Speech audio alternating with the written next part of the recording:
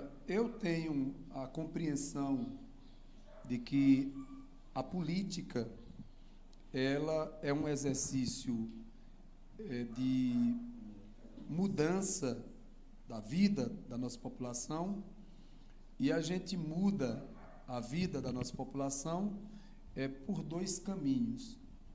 Ou o caminho da organização popular, fazendo com que o nosso povo participe, compreenda os problemas, construa as soluções, e a gente desenvolva a democracia no seu sentido mais profundo, ou seja, quem deve decidir os rumos da sociedade, do município de Petrolina, é o povo, de forma organizada, participativa. Esse é um caminho ideal. O outro caminho é o caminho do poder econômico. E o caminho do poder econômico é um caminho fácil para quem tem muito dinheiro, para quem consegue comprar o povo, para quem consegue chantagear o povo, para quem consegue perseguir o povo, utilizando muitas vezes a máquina, né, da prefeitura. 16, tínhamos pelo PT o vereador Gilmar Santos e a vereadora Cristina Costa. Agora, a partir do resultado das eleições, em 2021 nós só teremos Gilmar Santos. A que o senhor acredita isso? Por exemplo, o PT, que historicamente, né, tem sido aí um partido de luta, um partido aguerrido, né, em respeito aos trabalhadores, e agora, né, o que a gente percebe é que houve essa acentuada queda, né, com relação à cadeira.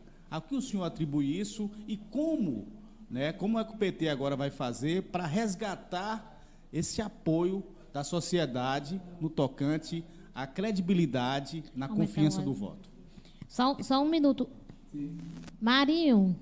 Vamos aqui para os ajustes. Aumenta o áudio de Gilmar um pouquinho. Bacana.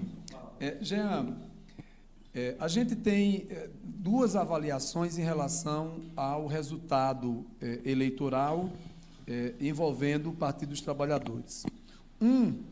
É que de 2016 para cá, e talvez um pouco antes, 2013, nós temos uma onda de antipetismo e de ataque por parte das elites nacionais, por parte da burguesia, por setores de extrema-direita, contra o Partido dos Trabalhadores. Isso não significa dizer que o Partido dos Trabalhadores não tem seus erros, mas seria muito interessante que quem ataca o Partido dos Trabalhadores fizesse uma avaliação também sobre o comportamento dos outros partidos. É verdade. Porque a corrupção, ela existe em toda a sociedade, né? A irresponsabilidade existe em toda a sociedade. E seria muito interessante que aqueles que acusam o Partido dos Trabalhadores fizessem o exercício crítico de comparar quem vota contra os trabalhadores e quem defende os trabalhadores. E eu posso te garantir, nessa relação, você vai ver o Partido dos Trabalhadores votando sempre com a classe trabalhadora. Você vai ter um caso, outro isolado ali, de algum parlamentar que destoou. Mas, no conjunto, o Partido dos Trabalhadores sempre votou a favor dos trabalhadores. É diferente quando você vai perguntar sobre o PSDB, sobre o PMDB, sobre o DEM, né, sobre o PSL de Bolsonaro e tantos outros partidos. Então, nós temos a direita e a extrema-direita, de 2016 para cá, junto com essas elites financeiras, especialmente, procurando desenvolver um ataque contra o nosso partido, utilizando todos os meios de comunicação possível, né? Nós temos uma grande mídia golpista, né, que se articulou para derrotar o nosso projeto, o projeto popular de proteção à população mais empobrecida do nosso país, e isso é um fator que implica sobre os nossos resultados, né? Nós sofremos ataques cotidianos. Agora, do outro lado, é preciso levar em consideração que o partido tem cometido erros estratégicos e erros táticos. Quando a gente fala de erros estratégicos, nós deveríamos ter feito reformas profundas durante o governo Lula ainda, seja a reforma agrária, seja a reforma dos meios de comunicação. Como é que pode um partido que sempre defendeu a democratização não ter feito a democratização dos meios de comunicação, manter ainda uma meia dúzia de famílias monopolizando a comunicação do país, né? Não retrata isso. E a gente teve uma vitória do partido também em Contagem, em que uma ex-reitora, professora, mulher, né, conduziu uma Salomão. vitória, a Marília. Marília, A sabe? Marília, não, estou fazendo... A Marília Margarida é a de uma outra cidade, né? estou fazendo confusão. A Marília, que ela deu uma virada num candidato que era o candidato do governo Bolsonaro, da Sim. extrema-direita e da direita. Sim. Então, assim, as análises que eles querem colocar na conta de Lula, na conta de... Vou pegar já. Tem um rapaz chegando aqui para participar. Chego já. Eles querem colocar na conta de lideranças como o ex-presidente Lula, essa questão dessas derrotas. Você acredita que isso enfraquece o Partido dos Trabalhadores ou, assim, ao mesmo tempo, é um momento do partido rediscutir, redirecionar essas estratégias também? Sim, nós temos, mais uma vez, voltando àquela questão anterior, nós temos que direcionar para duas responsabilidades.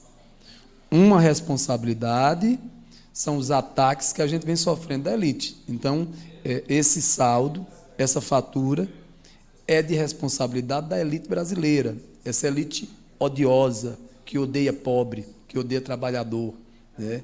Que quer continuar mantendo o nosso povo em situação de miséria para se beneficiar, para continuar explorando o nosso povo, principalmente no período eleitoral, você sabe, né? Nosso povo, quando está sofrendo, está em dificuldades, fica sensível, vulnerável a essas situações.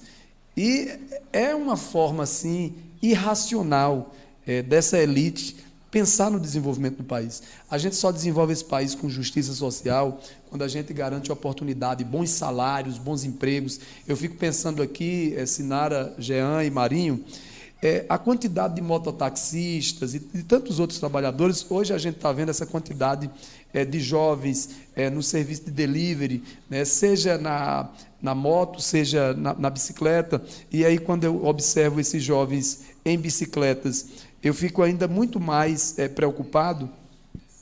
Todo esse pessoal está sendo vítima da destruição dos direitos trabalhistas e das grandes oportunidades que nós tivemos aí há são subempregos, né? São subempregos. Então, essa elite, ela tem que ser responsabilizada por esse ataque. Que vem fazendo não é o Partido dos Trabalhadores, é um projeto de dignidade para os trabalhadores. O Partido dos Trabalhadores é apenas um instrumento. Nós temos outros setores, outros segmentos que são também atacados, a esquerda, de uma maneira geral, né? E a outra responsabilidade, inevitavelmente, vai para o conjunto do Partido dos Trabalhadores, para as suas lideranças, para o seu diretório nacional e para o presidente Lula, que é uma liderança responsável, né, por esse processo. E eu tenho certeza que o presidente Lula não vai se isentar, vai reconhecer também, né, que errou no processo tático. Por exemplo, nós defendemos uma outra posição sobre a candidatura de São Paulo. Nós, em todo momento, defendemos o nome do companheiro Fernando Haddad, né, que a gente achava que era o caminho mais adequado, porque quem teve 47 milhões de votos em 2018 foi Haddad, não foi Gilmar Tato, né? As pessoas não conheciam Gilmar Tato. Já tinha sido prefeito, né? Exatamente. Então, são erros. Agora, isso também é o resultado de um debate profundo, né, que a gente precisa ter para compreender o que é que está acontecendo internamente.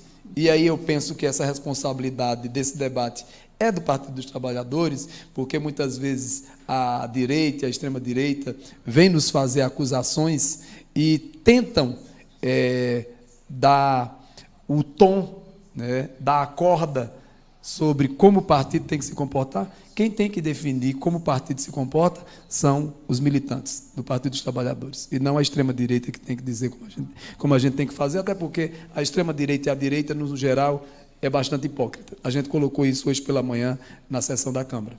Nós temos, em São Paulo, a maior bancada do Partido dos Trabalhadores. É isso mesmo. São Paulo, PT e PSOL, né? Isso. Então, existe um crescimento da esquerda em diversos municípios, né? Então, é um primeiro ponto. Segundo, lembrar que o Partido dos Trabalhadores está vivíssimo na memória do povo. Das 15 grandes cidades envolvendo capitais, o PT estavam nessas todas, em todos no os segundo turno. Certo? Então, não é verdade que a gente... Que as análises fazem questão de esconder, né, claro, Gilmar? que a gente simplesmente foi derrotado e tal, né? Isso está muito vivo. E quem mais sofreu a derrota foi o bolsonarismo, porque nós temos um presidente da República com toda a sua estrutura e não conseguiu eleger esse povo todo que ele gostaria de ter eleito, né? Então, esse é o primeiro ponto. Em relação à Petrolina, avaliando os números também, nós tivemos um pouco mais de 6 mil votos em 2016, só o PT em 2016. Agora, nós tivemos pouco mais de 10 mil votos. Então, houve um crescimento em relação aos votos. Tá? É verdade, sim, que era uma campanha mais difícil, atípica, pandemia, poder econômico, e aí eu coloco esse fator que é muito importante. Eu tenho tranquilidade para colocar isso, porque já falei para o companheiro Odaci Amorim, temos também nossas divergências em relação ao encaminhamento partidário, isso é público, mas tenho muito respeito também assim, do diálogo, né? Porque temos essa capacidade de dialogar na divergência. E já disse e repito, não vamos ganhar nenhuma eleição aqui em Petrolina sem um projeto de longo prazo, né? E sinto essa falta de planejamento e de posicionamento no longo prazo. A questão de vir trabalhando. Odaci, assim como do Cicleide, né? E os companheiros e companheiras que estão no seu entorno, mas muito mais do que isso. Nós temos o Partido dos Trabalhadores. E as lideranças do Partido dos Trabalhadores, seja Odaci, do Cicleide, Cristina, Gilmar e todos os outros militantes, precisam pensar no longo prazo e como vão se posicionando para o trabalhador que sai 5 da manhã, do João de Deus, do José e Maria, do Henrique Leite, para trabalhar na fruticultura. Essas pessoas têm que olhar assim e dizer, poxa, essa pessoa, esse projeto representa a minha vida, o meu futuro. Eu me identifico, né? Se fizermos isso só no período eleitoral, quem tiver com máquina, dinheiro, vai ter muito mais vantagem do que a gente. Olha, Sinara, eu tenho muito respeito, né, pela imprensa. A imprensa, enquanto trabalhadores e trabalhadoras, né, de quem está ali no exercício do seu trabalho, né, da sua profissão. E fica sempre o desafio, seja para o trabalhador da comunicação, da imprensa, ou qualquer trabalhador. Quais são os seus valores? A serviço de qual projeto? É a serviço da democracia ou é a serviço do empresário ou de quem coloca mais grana? Tem ética? Não tem ética? Tem moral? Não tem moral? Tem coerência? Não tem coerência? Acho que são essas perguntas que precisam ser feitas e eu acho que é um debate muito mais para vocês, profissionais da imprensa, né, de como vocês vão exercer a profissão, do que para o cidadão, né? Quando se pergunta assim, para um pedreiro, né, como é que se desenvolve um bom serviço de construção de uma casa? É ele e os outros profissionais que têm que estabelecer critérios. Uma boa casa tem que ter isso, assim, assim, assado. E, obviamente, né, o cidadão que recebeu a casa, ele vai avaliar se o serviço foi bem feito. E a gente precisa fazer essa pergunta para a imprensa local e para a imprensa nacional. Com o serviço da imprensa, as desigualdades diminuíram em Petrolina? Com o serviço da imprensa, nós temos mais geração de emprego? Com o serviço da imprensa, o cidadão está sabendo votar melhor. Com o serviço da imprensa, nós temos menos autoritarismo. Com o serviço da imprensa, nós temos hoje mais vereadores na oposição. Ou nós temos mais na situação. Temos serviço público que funciona, só que aí tem um detalhe. Não é a responsabilidade da imprensa isoladamente. Não. É a responsabilidade de toda a sociedade, né?